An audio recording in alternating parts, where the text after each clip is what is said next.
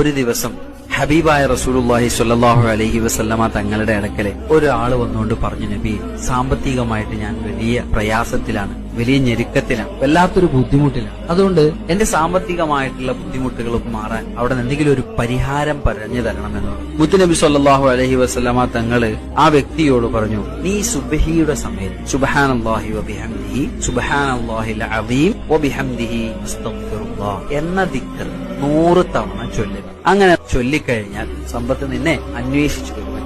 ഈ മനുഷ്യൻ തിരിച്ചുപോയി. അദ്ദേഹം കുറച്ച് നാളുകൾക്ക് ശേഷം ഈ ദിക്ർ വളരെ കൃത്യമായിട്ട് ചെയ്തു. അദ്ദേഹം തിരിച്ചു ഹബീബായ റസൂലുള്ളാഹി സ്വല്ലല്ലാഹു അലൈഹി വസല്ലമ തങ്ങളുടെ അടുക്കൽ വന്നുകൊണ്ട് പറഞ്ഞു, നബിയെ, അങ്ങ് പറഞ്ഞതുപോലെ ഞാൻ എല്ലാ ദിവസവും സുബഹിക്ക് ദിക്ർ ഞാൻ ചൊല്ലി. അത് ചൊല്ലി ഇപ്പൊ എന്റെ അവസ്ഥ എന്താന്ന് ചോദിച്ചു കഴിഞ്ഞാൽ എത്ര പണം ഇങ്ങനെ കുതിച്ചു വന്നിട്ട് ഇതെവിടെ കൊണ്ടുപോയി വെക്കണം എന്നറിയാത്ത അവസ്ഥയിലാണ് ഞാൻ. അത്രമാത്രം പണം എന്റെ അടുത്തേക്ക് വന്നിട്ടുണ്ട് എന്ന് ആ മനുഷ്യൻ ഹബീബായ റസൂലുള്ളാഹി സ്വല്ലല്ലാഹു അലൈഹി വസല്ലമ തങ്ങളോട് പറയാണ്.